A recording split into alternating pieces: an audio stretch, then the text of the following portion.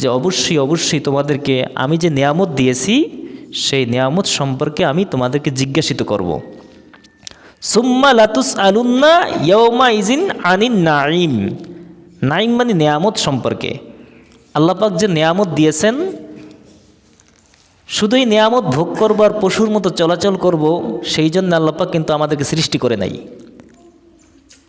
পশুদের মধ্যে আর আমাদের মধ্যে অনেকগুলো পার্থক্য রয়েছে। পশুরা শুধু খাবে দাবে, বংশ বিস্তার করবে, এই তো তাদের কাজ, আর তো কোনো কাজ নাই।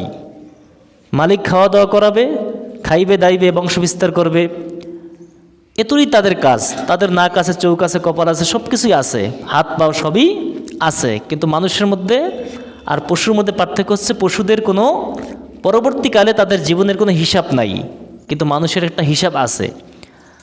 আর পশুদের মধ্যে আর আমাদের মধ্যে পার্থক্য হলো পশুরা বিবেক সম্পূর্ণ নয়, কিন্তু আমরা বিবেকবান। আমাদেরকে একটা আকল দিয়েছে, আকল, বিবেক। এই বিবেকটা যদি কাজে না লাগাই তবে পশু আর আমাদের মধ্যে সদৃশ্য একই হয়ে যায়। এই জন্য বলেছেন যে আমি নিয়ামত দিয়েছি। পশু পাখি কীটপতঙ্গ সবাই তো নিয়ামত ভোগ করে, ঠিক কিনা? এই পৃথিবীর যত কীটপতঙ্গ আছে সবারই তো আহার যোগায় কে? আল্লাহ। তা আল্লাহ পাক বলেছেন কোরআনের মধ্যে, ওয়ামা মিন দাব্বাতিন ফিল আরদি ইল্লা আলাল্লাহি রিজকুহা। এই পৃথিবীর মধ্যে এমন কোনো বিচারণশীল জীব নাই যার রিজিকের দায়িত্ব আমি আল্লাহ রব্বুল আলামিন গ্রহণ করি নাই। জোরে কোন সুবহানাল্লাহ। এই পৃথিবীর যত বিচারণশীল জীব আছে, যত প্রকারের প্রাণী আপনারা দেখেন আর না দেখেন, সমস্ত প্রাণীর খাদ্য একমাত্র কে যোগান? জোরে কোন আল্লাহ রব্বুল আলামিন যোগান। তা সমস্ত নিয়ামত তারা খাচ্ছে, কিন্তু তারপর তাদের হিসাব হবে না। কিন্তু মানুষের ব্যাপারে বলেছেন সূরা তাকাসুরের শেষ নম্বর আয়াত, সুম্মা লাতুসআলুন্না ইয়াওমা ইজিন আনিন নাঈম। অবশ্যই প্রত্যেকটা নিয়ামত সম্পর্কে তোমাদেরকে জিজ্ঞাসিত করবে। জোরে কোন সুবহানাল্লাহ। তাহলে আল্লাহর নিয়ামত খেয়ে আল্লাহ পাকের গুণগান গাবো না, আল্লাহ পাকের জিকির করব না, আল্লাহ পাকের জিকির থেকে দূরে থাকব, তাহলে অবশ্যই আল্লাহ পাক প্রত্যেকটা নিয়ামত সম্পর্কে আমাদেরকে জিজ্ঞেস করবে যে আল্লাহর এত সুন্দর নিয়ামত খেয়েছো, পড়েছো, কিন্তু তোমরা গুণ কীর্তন কার গেয়েছো? দুনিয়ায় থেকে তোমরা কার গুণ গেয়েছো? আসলে আল্লাহর পক্ষ থেকে, আল্লাহর স্মরণ থেকে তোমাদেরকে কে গাফিলের মধ্যে রেখেছেন? এই সম্পর্কিত বিষয়ে আল্লাহ পাক অবশ্যই জিজ্ঞাসিত করবে। তোমাদেরকে ধোকায় ফেলে রেখেছেন, তোমাদের এমন কিছু জিনিস আছে যেগুলো তোমাদেরকে প্রতারিত করছে, তোমাদেরকে যেই লক্ষ্য উদ্দেশ্যে আমি সৃষ্টি করেছি সেই লক্ষ্য উদ্দেশ্যে তোমরা ভুলে গিয়েছো। এমন কোন জিনিস আছে যেই জিনিসে তোমাদেরকে আল্লাহর স্মরণ থেকে দূরে রেখেছে? তাহলে এই তাকাসুরের আমি তিনটা অর্থ বলবো, অনেকগুলো অর্থ আছে। এই তাকাসুরের প্রথম অর্থ হলো যে লোভ। মানুষের সবচেয়ে লোভ বেশি। তো আমি তাফসীর থেকেই বলবো, মানুষের লোভ, অনেক কিছু মানুষের চায়, যা আছে তার চেয়েও বেশি চায়, এটা হচ্ছে লোভ। এই লোভ মানুষকে ধ্বংসের পথে নিয়ে যায়।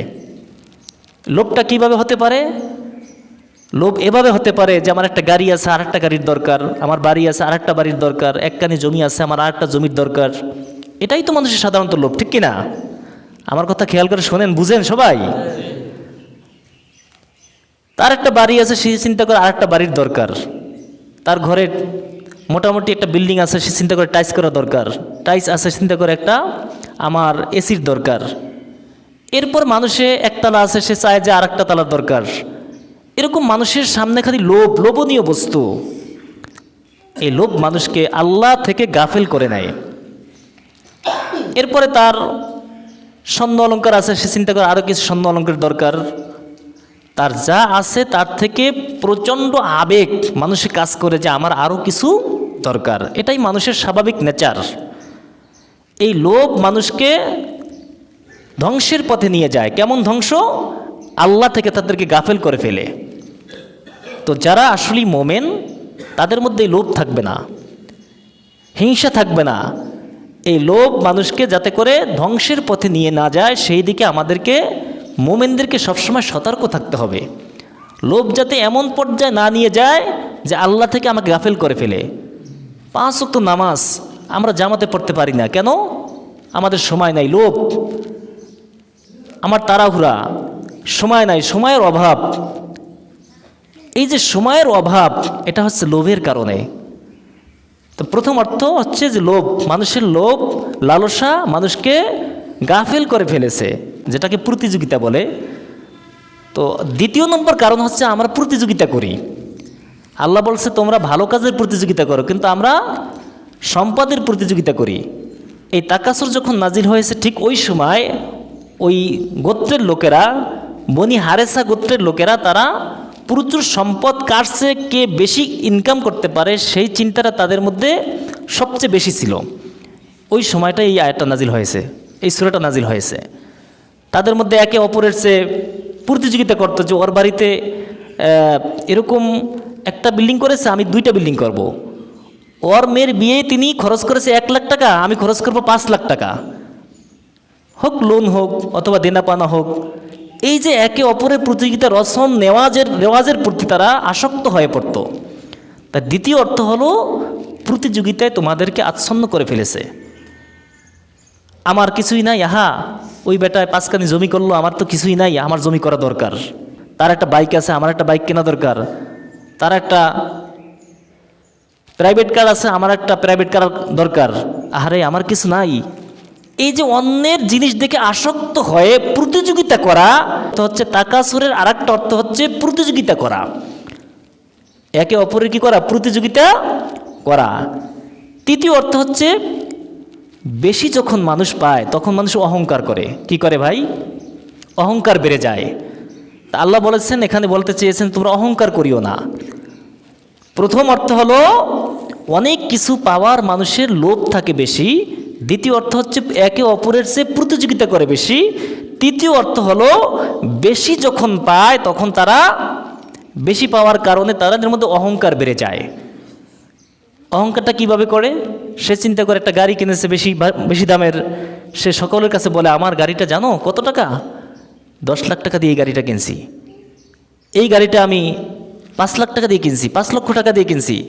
অথচ কেউ জিজ্ঞেস করেন তুমি কয় লাখ টাকা দিয়ে কিনছো, কিন্তু সে বলতেছে, অহংকার করে যে আমার মনের মধ্যে একটা আত্মতৃপ্তি বোধ করে, সে মানুষকে দেখাবার জন্য, বুঝাবার জন্য সে এটা বলে বেড়ায়, অথচ কেউ জিজ্ঞেস করে নাই। তুমি কি জানো, সিস্টেমে বলে যে আমার অমুক জায়গায় 1 কানি জমি আছে, সেই জমিগুলো এখন বর্তমান দাম প্রায় 3 কোটি টাকা। এরকম মানুষে একে অপরের বলে বেড়ায়, তাহলে মানুষকে অহংকার করে তোলে। তৃতীয় অর্থ, তাকাসুরের তৃতীয় অর্থ কি? মানুষকে অহংকার করে তোলে, অহংকারী করে তোলে। আমার আছে, আমার এটা আছে, আমার 5টা সন্তান আছে, 5টা সন্তান সবাই গ্রাজুয়েট, অনেক কিছু করে ফেলেছে। এই যে অহমিকা, অহংকার মানুষের মধ্যে কাজ করে, এই তাকাসুরের তৃতীয় নম্বর অর্থ হচ্ছে অহংকারপূর্ণ সুন্নিসা, মানুষকে দেখাবার জন্য অহংকার করে বেড়ায় এবং বলে বেড়ায়। এটা হচ্ছে তাকাসুরের তৃতীয় নম্বর অর্থ। তো আমাদের মধ্যে সাধারণত এই নেচারগুলো আছে। আমরা এই 3টা গুণে গুণান্বিত হলে অবশ্যই এই সমস্ত মানুষগুলো মহান রব থেকে তারা গাফেল। লা তুলহিকুম আমওয়ালুকুম ওয়া আওলাদুকুম আন যিকরিল্লাহ, আল্লাহর জিকির থেকে তোমাদেরকে দূরে রাখে। এই আন শব্দটা ব্যবহার হয় দূরে থাকে, মানে আল্লাহ রব্বুল আলামিনের যে উদ্দেশ্যে আমাদেরকে পাঠিয়েছেন সেই উদ্দেশ্যে আমাদেরকে ভুলিয়ে রেখে। তা আল্লাহর জিকির, আল্লাহর স্মরণ থেকে দূরে রাখে কিসে? এই 3টার কারণে। 1 নম্বর হচ্ছে কি? লোভ। 2 নম্বরে একে অপরের চেয়ে প্রতিযোগিতায় বেশি সম্পদ ইনকাম করা। 3 নম্বরে চেয়ে বেশি অহংকার করা। এই 3টা জিনিসে আমাদেরকে আল্লাহর জিকির থেকে দূরে রাখে। আন যিকরিল্লাহ, আল্লাহর জিকির থেকে তাদেরকে দূরে রাখে। এই জিকির মানে স্মরণ করা, আল্লাহর ভয় অন্তরে থাকা। অনেকের মনে আল্লাহর ভয় কিন্তু অন্তরে থাকে না। আর অন্তরে ভয় না থাকার কারণ হচ্ছে এই 3টা বৈশিষ্ট্য তার মধ্যে আছে। এই 3টা বৈশিষ্ট্য যার মধ্যে থাকবে সে আল্লাহর স্মরণ থেকে তারা দূরে থাকে। আল্লাহর কাজ তারা দূরে, মানে সময় পায় না। যদি বলে ভাই মসজিদে কোরআন হাদিসের আলোচনা হয়, একটু বসেন, না আমার সময় নাই, ব্যস্ততা। এই যে ব্যস্ততা, তার মানে আল্লাহ থেকে তারা গাফেল। আল্লাহ যে উদ্দেশ্যে আমাদেরকে সৃষ্টি করেছেন সেই উদ্দেশ্য থেকে আমরা গাফেল হয়ে গিয়েছি। আমরা বুঝি না যে আল্লাহ পাক কেন আমাদেরকে বানিয়েছেন, কেন পাঠিয়েছেন, সেই লক্ষ্য উদ্দেশ্য আমরা হারিয়ে ফেলেছি। যে টাকা পয়সা অর্থ সম্পদের প্রতি আমাদের সবচেয়ে লোভ বেশি। আর এই অর্থ সম্পদ আমাদের জন্য সবচেয়ে বড় একটা পরীক্ষা। আল্লাহ পাক বলেছেন, এই আমওয়ালুকুম, অর্থাৎ এই সন্তান সন্তাদি এবং আমওয়াল, এই মাল অর্থ সম্পদ তোমাদের জন্য সবচেয়ে বড় এক পরীক্ষার বস্তু হিসাবে সৃষ্টি করেছি।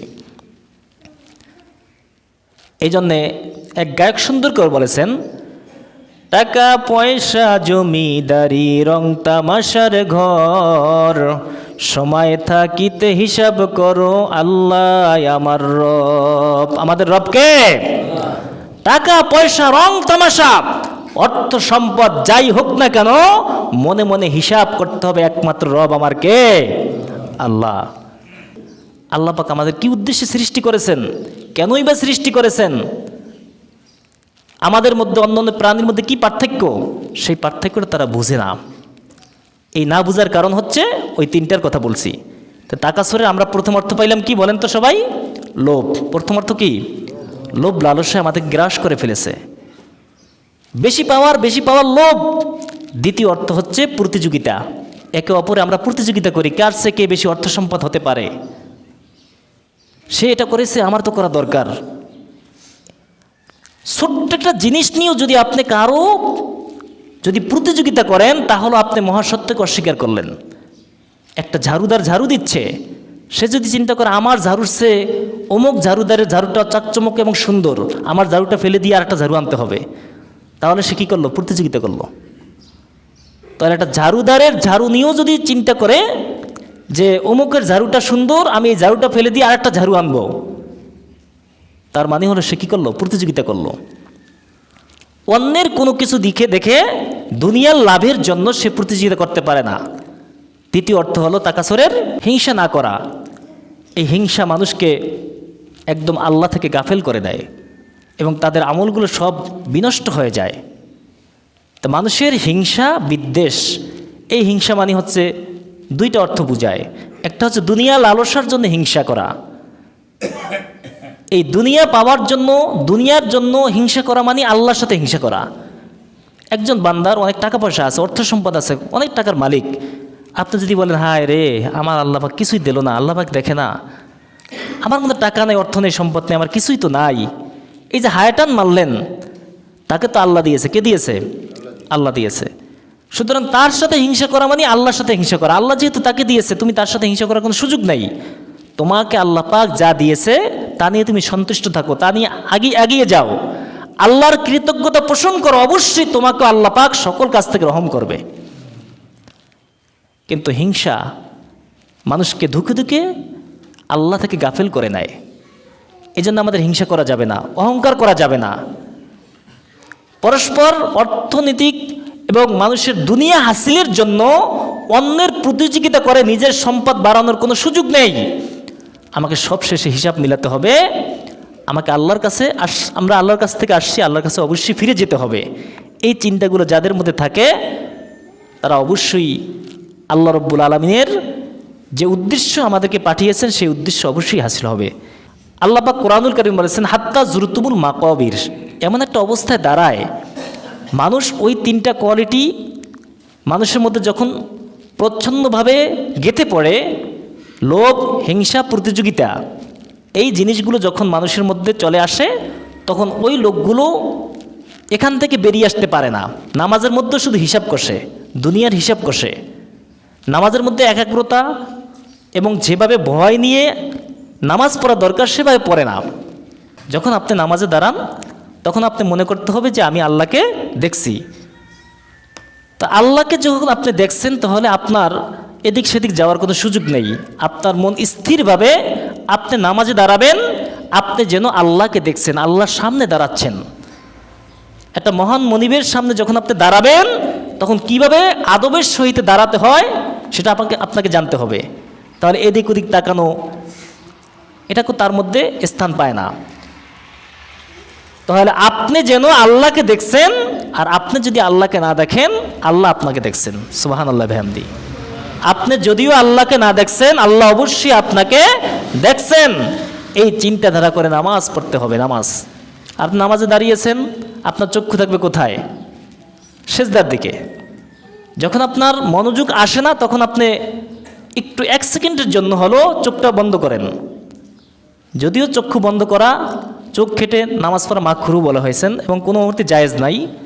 তবে আপনি ধ্যান করার জন্য আপনি খানিকের জন্য চক্ষু বন্ধ করেন, বন্ধ করে আপনি একাগ্র চিত্রে আল্লাহর কাছে ফিরে আসেন, সাথে সাথে চোখ মেলেন।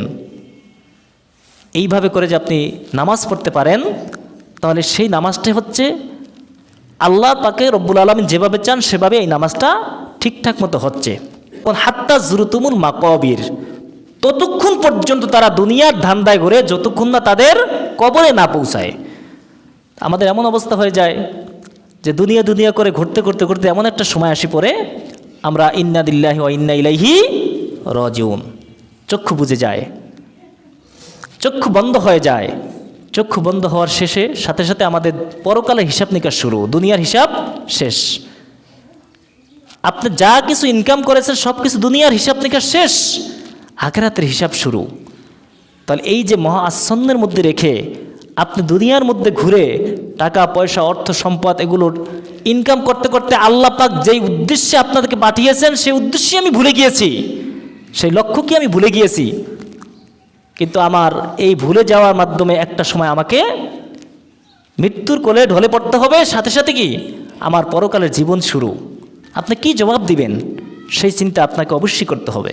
প্রচুর সম্পদের জন্য তারা মহা আচ্ছন্নের মধ্যে পড়ে আছে, ধূম্রজালের মধ্যে পড়ে আছে, হতাশার মধ্যে পড়ে আছে।